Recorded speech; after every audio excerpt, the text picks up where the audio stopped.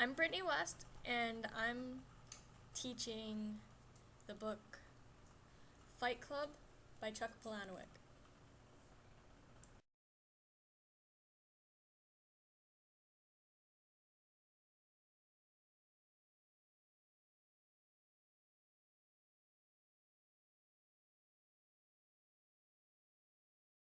That old saying about how you always kill the thing you love, well, it works both ways, and it does work both ways.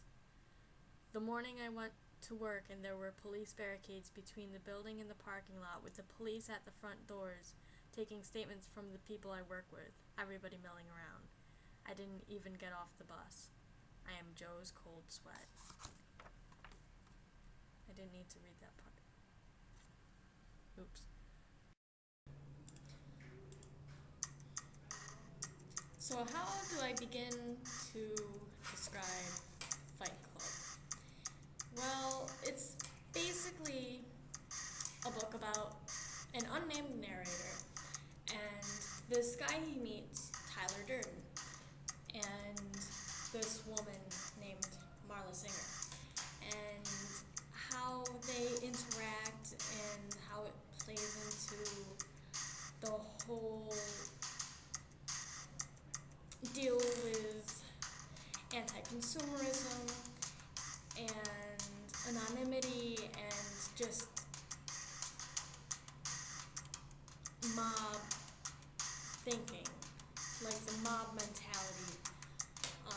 And Fight Club actually refers to a group of people, men, who would get together and they would just beat each other up for no particular reason other than they're expressing their masculinity, their violence, and taking this energy that they have pent up, this rage that they have about like everything going on in their lives and expressing it through violence on each other because they can't physically harm the problem in their life.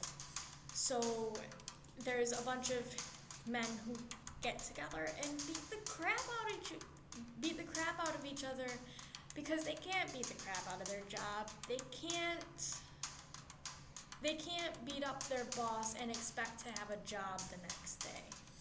So they beat each other up, and it's consensual. There's an understanding that when you leave here tonight, you're gonna be limping. You're probably gonna have a broken nose. You're not gonna be having a fun time, but you're gonna feel better.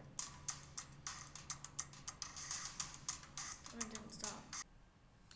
I was going to read one of the more violent passages, but I was advised not to because it's probably a little too violent.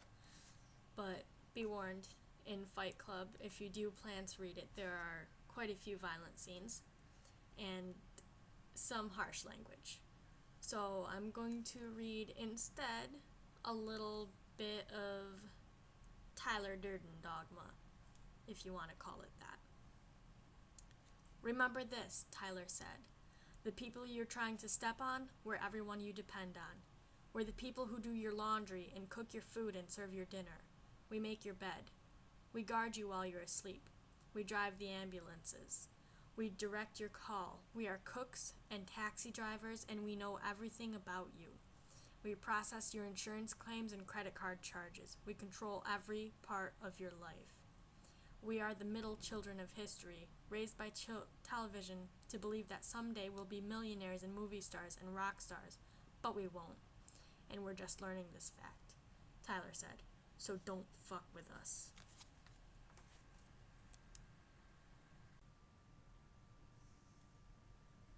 Fuck it. The manager of the Pressman Hotel very gently took the receiver out of my hand. The manager said he didn't want me working here anymore, not the way I looked now. I'm standing at the head of the manager's desk when I say, "What? You don't like the idea of this?" And without flinching, still looking at the manager, I roundhouse the fist at the centrifugal force end of my arm and slam fresh blood out of the cracked scabs in my nose. For no reason at all, I remember the night Tyler and I had our first fight. I want you to hit me as hard as you can. This isn't such a hard punch. I punch myself again. It just looks good, all the blood, but I throw myself back against the wall to make a terrible noise and break the painting that hangs there. The broken glass and frame and the painting of flowers and blood go to the floor with me clowning around. I'm being such a doofus. Blood gets on the carpet and I reach up and grip monster handprints of blood on the edge of the hotel manager's desk and say, "Please, help me," but I start to giggle. "Help me, please. Don't hit me again." I slip back to the floor and crawl my blood across the carpet. The first word I'm going to say is please. So I keep my lips shut. The monster drags itself across the lovely bouquets and garlands of the oriental carpet. The blood falls out of my nose and slides down the back of my throat and into my mouth, hot. The monster crawls across the carpet, hot and picking up the lint and dust sticking to the blood on its claws, and it crawls close enough to grab the manager of the Pressman Hotel around his pinstriped ankle and say it. Please. Say it. Please comes out in a bubble of blood. Say it. Please. And the bubble pops blood all over. And this is how Tyler was free to start a fight club every night of the week. After this, there were 7 fight clubs, and after that, there were 15 fight clubs. And after that, there were 23 fight clubs, and Tyler wanted more. There was always money coming in. Please, I ask the manager of the Pressman Hotel, give me the money. And I giggle again. Please. And please don't hit me again. You have so much, and I have nothing. And I start to climb my blood up the pinstriped legs of the manager of the Pressman Hotel, who is leaning back hard, with his hands on the windowsill behind him, and even his thin lips retreating from his teeth. The monster hooks its bloody claw in the waistband of the manager's pants, and pulls itself up to clutch the white starched shirt, and I wrap my bloody hands around the manager's smooth wrists. Please. I smile big enough to split my lips. There's a struggle as the manager screams and tries to get his hands away from me and my blood and my crushed nose, the filth sticking to the blood on both of us. And right then, at our most excellent moment, the security guards decide to walk in.